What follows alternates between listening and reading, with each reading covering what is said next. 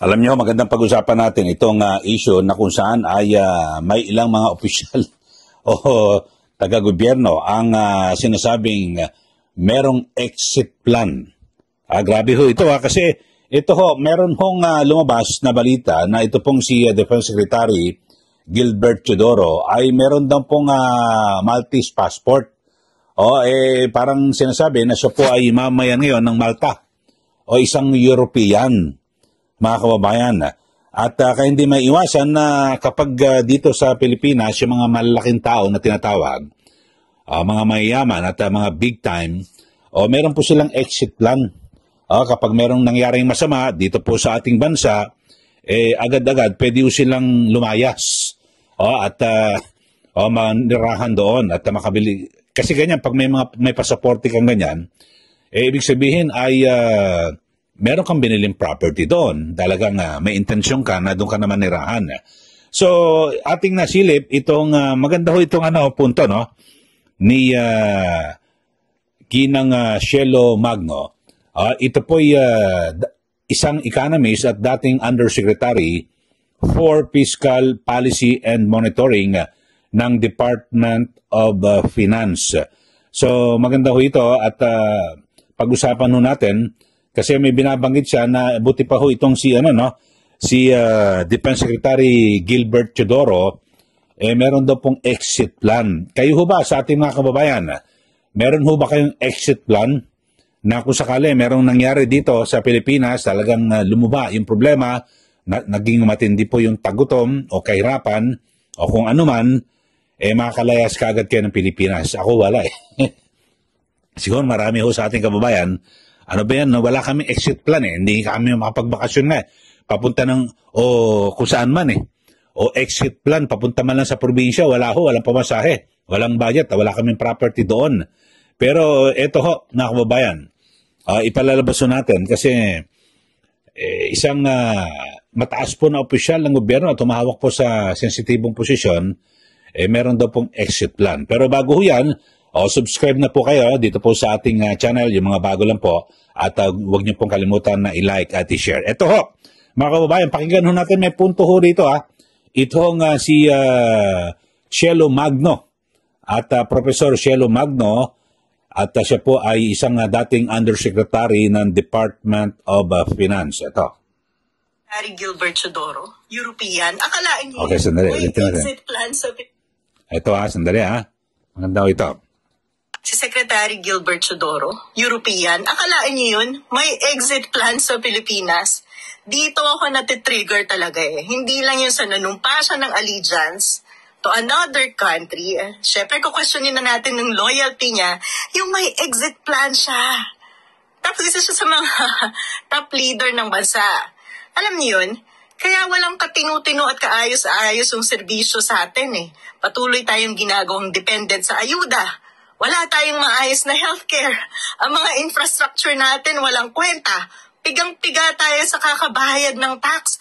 Pero ang mga politiko natin, may exit plan. Ito yung Pilipinas, sinking ship. Sinking ship. Sino pa sa mga politiko natin ang may assets at property sa ibang bansa? Para nga naman, nagkalokohan na sa Pilipinas, nahuli na yung korupsyon nila, madali silang tumakas. Yan ang exit plan. Ganyan ang mga politiko sa Pilipinas. Kaya tayo, kailangan continuously nagde-demand ng accountability. Hindi tayo dapat nagpapagago at nagpapaloko sa kahit anong politiko. Kasi sila, madaling mag-exit. Mayaman sila, madaling bumili ng property, makakabili ng citizenship. Ikaw, bayad ka ng bayad ng tax. Patuloy kang nagmamakaawa sa kanila. May exit plan ka ba kapag lumubog na ang Pilipinas? Wala. Kaya wag tayong nagpapakatanga. Si Secretary Okay, so yun ho mga kababayan, at bangamat sa ibang mga ito nagbablog rin ho itong si Cielo Magno. Bagamat sa ibang mga issue hindi po kami nagkakatugma na mga pananaw at 'di ba mga pahayag, opinion. Pero dito ho sa usaping ito na sinasabi niyang may mga politiko o opisyal ng gobyerno dito po sa ating bansa, meron pong exit plan. Kasi ito bagamat pinabulaanan na po ni ang sinasabi po ni ng tagapagsalita ni Secretary Gilbert Teodoro ay matagal na raw po niyang isinuko yung kanyang pasaporte. Siya po ay nakakuha ng Maltese passport, yung dyan po sa Malta na miyembro po ng European Union. So taga Europa ho siya, no? At ibig sabihin, sabi nga ho ni Cielo Magno, bakit ganon? So pwedeng pagdudahan natin yung kanyang loyalty o katapatan dito po sa ating bansa. Kasi alam nyo, hindi biro yung kanyang hinahawakang posisyon bilang kalihim ng Department of National Defense o DND o pambansang tanggulan na kung saan kung magkaroon po ng di ba mga pambansang seguridad yung usapin rito at di ba yun po na kaya lang ho natin to na discuss kasi maganda po yung kanyang argumento dito at siguro napapanahon na tingnan ho ng ating iba pang mga opisyal ng gobyerno kung sino-sino yung may mga pasaporte or may mga property na lang. Bagamat kasi paghalal ka ng opisyal hindi pa pwede. O na meron kang hawak na ibang pasaporte, hindi ka pwede ma-appoint sa gobyerno. Pero yun nga ho, ibig sabihin, yung mga mayayaman ho natin, mga negosyante, politiko, o kung hindi man yung mismong politiko, yung kanilang mga kamag-anak, pamilya, meron pong mga pasaporte, residente na sila ng ibang bansa, meron ng exit plan. Kasi kung magkaroon man ng kaguluhan dito po sa ating bansa, at patuloy na bumagsak at lumubog, kasi lumubog ho ang ating bansa, madali ho sila makakatakbo at pagdating doon sa ibang bansa, tuloy ang masarap nilang buhay. Samantalang ang mga Pilipino rito, ay tuloy din yung paghihirap, paghihikahos, at pagdarahop. Bakit to? Dahil sa gawa ng mga politikong ito. Di po ba? Kasi sila po ang dapat ho na nagtataguyod para po mapaunlad yung ating bansa, yung kabuhayan ng mga Pilipino. Pero grabe ho yung korupsyon di po ba? At yung mga nakawan sa pondo ng gobyerno. Yun ho, tapos yung mga kababayan ho natin na pangkaraniwan, halimbawa dito po sa Metro Manila, wala nga ho pang exit plan Halimbawa, uwi na kami ng probinsya. Hindi na namin kaya yung mataas na bilihin dito sa Pilipinas. Pagdating para doon sa probinsya, kahit pa paano, pwede makapagtanim-tanim doon. Wala akong pamasahe papunta ron. At kung iba naman, nagsasabi, wag tayo pupunta probinsya. May gulay nga ron, o isda. Mahal, pare-pareho, yung presyo ng bigas, ganun din. Tapos yung minimum wage doon, napakababa. So dito po nagsisiksikan lahat. Dito po sa Metro Manila. So yun lang ho mga kumayan at panahon na siguro, sana meron pong isang tumayo na isang tao, mamabatas o talagang bukal po sa puso niya na tumulong at magmalasakit po sa taong bayan na silipin ho. Ipasilip, sino pa ba yung mga opisyal ng gobyerno? O kung hindi man sila, may mga kamag-anak na lahat sila nandun na.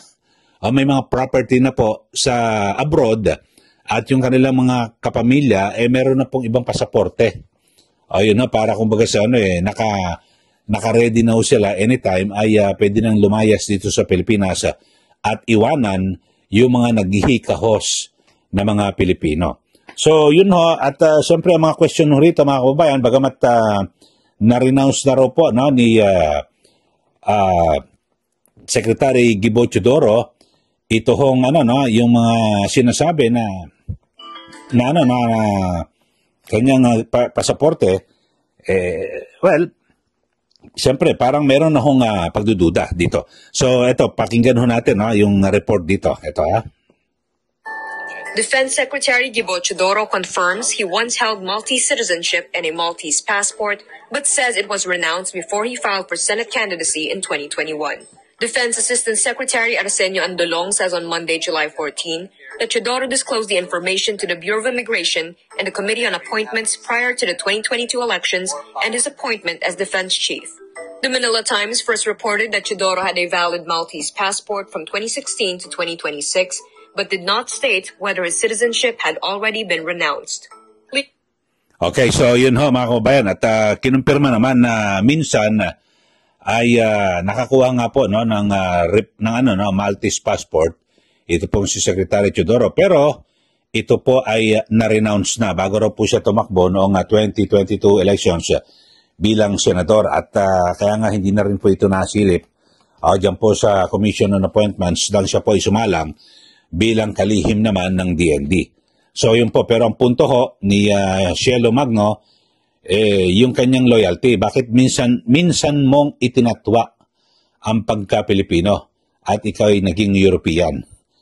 Yun lang naman ang sinasabi. Okay, so sa ating mga kauban, ulit yung mga bago lang po sa ating channel, subscribe na po kayo. At para kayo po updated. Maraming salamat muli. Ito po si Ka Eli. Magandang araw po sa ating lahat.